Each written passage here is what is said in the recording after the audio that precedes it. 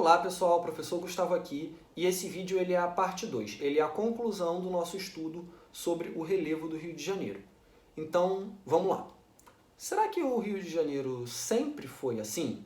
No vídeo anterior a gente viu que ao longo dos milhões e milhões de anos, várias transformações no planeta levaram o Rio de Janeiro a ter o relevo que ele tem hoje.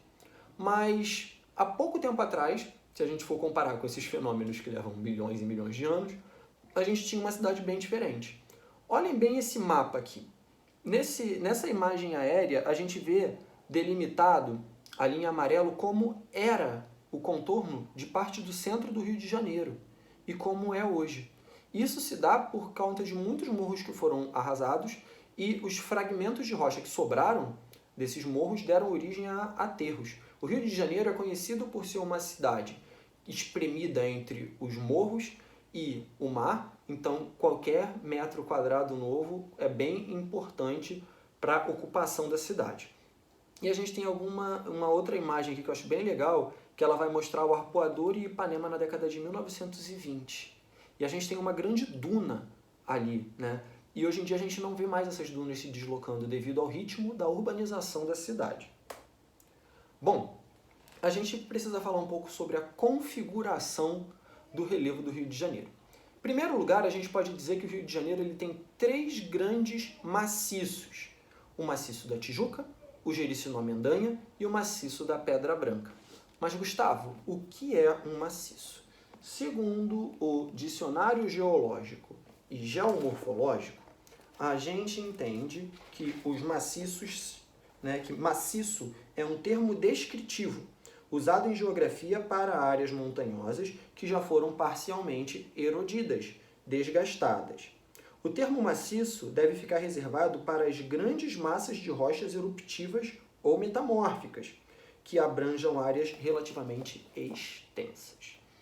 Então, a gente também tem entre esses maciços áreas mais baixas, como dá para ver aí, e também é uma cidade com muitas ilhas, né? Indo adiante, a gente percebe que existem serras, conjuntos menores aí, que estão um pouquinho afastados, isolados desses maciços de referência.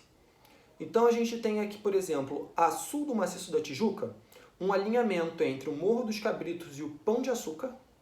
A gente tem aí, ao redor da Praia de Copacabana se forma como um anfiteatro, que vai da Pedra do Leme à Pedra do Arpoador, e mais ali, a sudoeste, o Morro os Dois Irmãos ali, que na verdade é uma família um pouco maior, porque tem mais morros ali. Na zona norte nós temos a Serra da Misericórdia, o Morro da Serrinha, em Madureira, e ali uma grande rocha onde se situa o Santuário da Penha. E já na zona oeste, a gente tem a Serra do Lameirão, a Serra de Inhoaíba e a Serra de Paciência. Bom, quando a gente fala do maciço da Tijuca, a gente vê logo ali, eu marquei a oeste do maciço da Tijuca, a Lagoa da Tijuca, que fica na Barra da Tijuca. O maciço da Tijuca ele é muito importante para a gente entender a cidade do Rio de Janeiro. Por quê? A norte do maciço da Tijuca está a zona norte da cidade, a sul do maciço da Tijuca, a zona sul da cidade, a oeste, a zona oeste da cidade, e a leste, o centro do Rio. Por falar em zona oeste, voltemos à Lagoa da Tijuca. E eu marquei ali também a Barra da Tijuca. Ué, por que recebe esse nome? Barra da Tijuca. Então, eu vim aqui de novo no Dicionário Geológico e Geomorfológico, e eu vi que uma barra, ela é formada por bancos ou coroas de detritos carregados pelos cursos d'água e depositados na foz dos rios. Esses detritos são sedimentos, principalmente a areia, tá? E a foz do rio é o lugar onde o rio vai desaguar. As barras nos rios constituem geralmente um perigoso obstáculo à navegação. A barra na foz do rio pode crescer quase que infinitamente, estando, todavia, em função do volume dos detritos carregados por este. Tem rios que carregam mais areia e rios que carregam menos areia. Os rios carregam mais areia em determinados trechos, onde eles têm mais velocidade, menos areia nos trechos onde tem menos velocidade.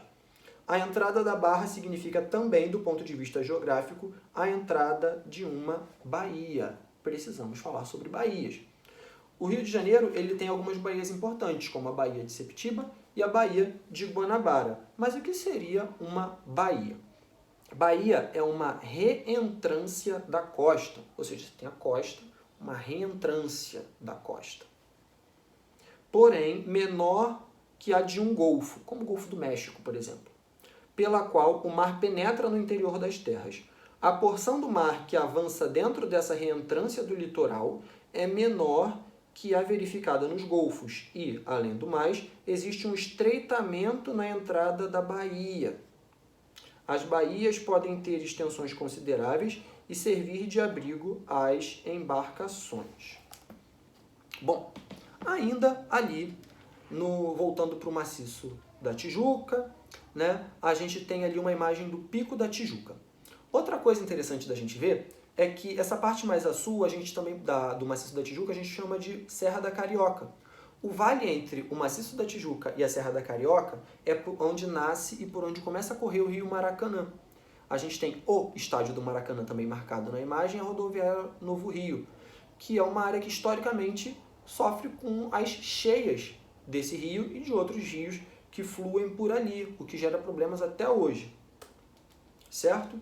No maciço da Pedra Branca, a gente vai ver um destaque para o açude do Camorim, que é um grande reservatório de água, e para os dois irmãos da Taquara, certo? Então, ele vai marcar ali, de um lado a gente vai ter bairros como Bangu, Senador Camará, Campo Grande, Valqueire, e do outro a gente vai ter a Taquara, Barra da Tijuca, Recreio, ele vai separar essas partes da zona oeste, certo? A gente vai ter ali até no Grumari, né, que é até onde ele se prolonga. Do outro lado do Grumari, a gente vai ter, né, ali nessa parte dessa baixada de Sepetiba, a gente vai ver áreas de acúmulo de areia, né, áreas aí de acúmulo sedimentar, de manguezais, muito importantes para a reprodução de espécies marinhas. E a gente vai ter ali a Pedra do Pontal no Recreio. A Pedra do Pontal ela forma uma paisagem muito bonita porque tem um tômbolo entre a areia e a pedra. Gustavo, o que é um tômbolo? Vamos lá. Tômbolo é a demonstração proposta por Gulliver para as línguas ou flechas de areia e seixos, né? A areia é mais fininha, os seixos são grãos maiores. Ou seixos ligando uma ilha a um continente. Os tômbolos conhecidos podem ser simples, duplos, triplos, por aí vai. Então a gente tem um tômbolo, né, que forma uma paisagem bastante exótica ali. Já no Jericinó Mendanha, Jericinó esse maior, Mendanha esse menor, a gente tem aí uma divisa entre o município do Rio e os municípios da Baixada Fluminense, como Nilópolis, Mesquita, Nova Iguaçu, Seropédica. A gente tem o grande campo do Jericinó, que se destaca nas imagens aéreas, e é uma área onde a gente pode ver, né, ali embaixo da encosta, bastante agricultura sendo desenvolvida. Então o Rio de Janeiro tem uma pequena agricultura bastante importante, de pequenos proprietários que abastecem a nossa mesa. E como não poderia deixar de ser, eu trouxe aqui algumas imagens para a gente entender o que nós vemos nos nossos caminhos. Então eu tenho aqui destacado o trem, né? E aí no trem a gente vê que no ramal Santa Cruz a gente passa no vale entre o Jericinó Mendanha e a Pedra Branca. Então depende de qual lado você está do trem, qual paisagem você vai ver. A gente tem também ali, eu gosto muito de mostrar essa quase união que se forma entre o maciço da Tijuca e o da Pedra Branca, onde por um lado a gente vai ter Valqueire, por exemplo, para outro a Taquara. Então, né, aqui eu estou mostrando nessa outra imagem aqui o nome de algumas estações que vai facilitar a gente entender isso. E também tem aqui o BRT. Nessa imagem do BRT eu gostei muito dela porque ela já mostra os maciços e o que a gente pode estar vendo nas nossas viagens, seja na Transoeste, na Transolímpica, na Transcarioca ou na Transbrasil. Espero ter ajudado, bons estudos, muito obrigado.